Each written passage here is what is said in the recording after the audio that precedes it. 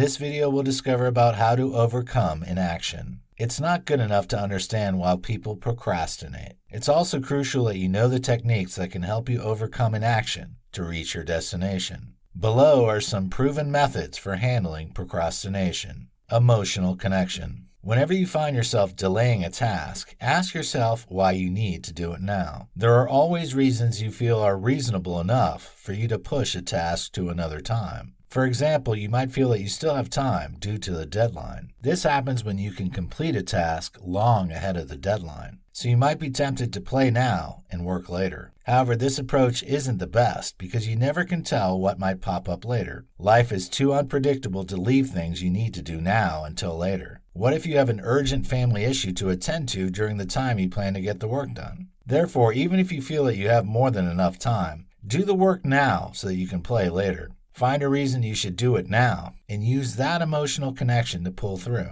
Journaling. Journaling is a fantastic way to measure your progress and make plans for the future. Keeping an update of how far you've gone and what you need to do next can motivate you to keep making progress. If you're committed to updating your journal, you'll want to have something to write in it when the time comes to update it. There is a scintillating and invigorating feeling that comes with ticking the tasks you have done at the end of the day, week, or month. Use your journal to experience this feeling on a consistent basis. Looking forward to the next time you will write about your exploits and progress can trigger you to get to work, especially during the days you are not in the mood to do anything. The feeling gets more intense when you share the content of your journal with someone you love and respect. Thinking about the next time you will brag about your accomplishment can be enough motivation to keep you going. Eat that frog.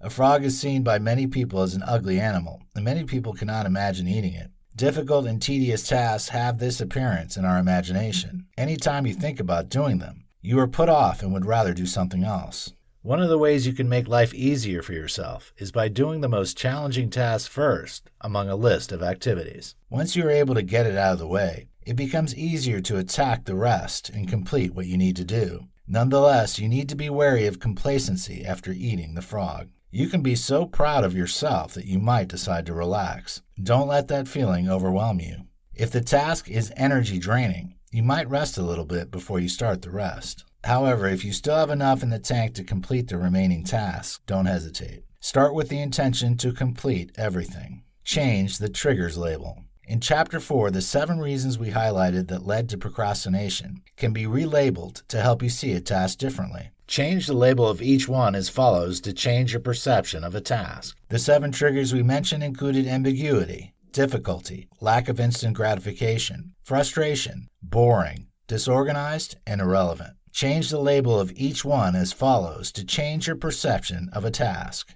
Ambiguity, demanding an explanation.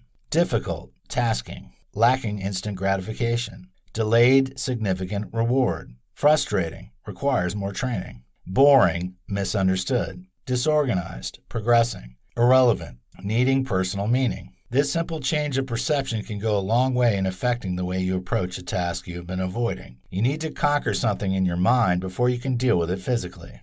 A little tweak in your thinking can be the difference between inaction and taking deliberate steps to get something done. Leverage peak energy period. Your energy level affects the kind of task you can do. If a task is physically and mentally demanding, you'll not perform at your best level when you're tired or have low energy levels.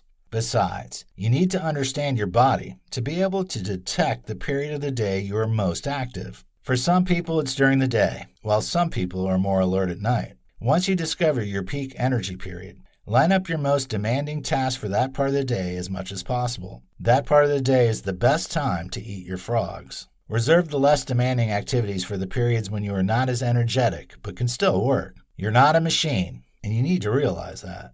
Even machines need maintenance, and their batteries need to be recharged sometimes. Identify resistance level. No matter how hardworking you are, there are times in your life when you have reached your breaking point. This is that point when you cannot take any more. You are physically and mentally drained at this period, and you just have to take a break. If you don't rest when you get to that point, you are only inviting trouble for yourself. You'll not be effective again, no matter how hard you try. It is not laziness but wisdom to take a break when you get to that point. Sometimes taking a walk might be all you need to be reinvigorated again to get to work. You're only being unfair to yourself when you keep working when you are no longer in your element. Sleeping for some minutes might also work a trick in this situation. Think about the cost. Sometimes what will keep you focused and active is when you remember what you stand to lose by being lazy and inactive. Think about how procrastinating can cost you in your interpersonal and professional relationships. How will your partner feel when he or she comes back to find the home in a mess? You don't want an argument that can affect the mood of your relationship, do you? Then get up and do something fast.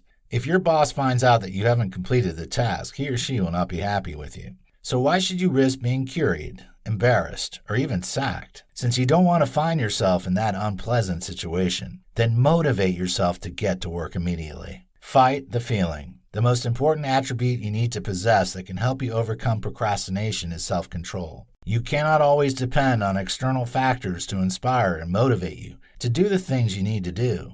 There are times when you must just discipline yourself to do what you need to do. You need to exert control over your body. Your body prefers sleeping and having fun to working, even when you will regret it later. So it is crucial that you learn to stop your body from always having its way.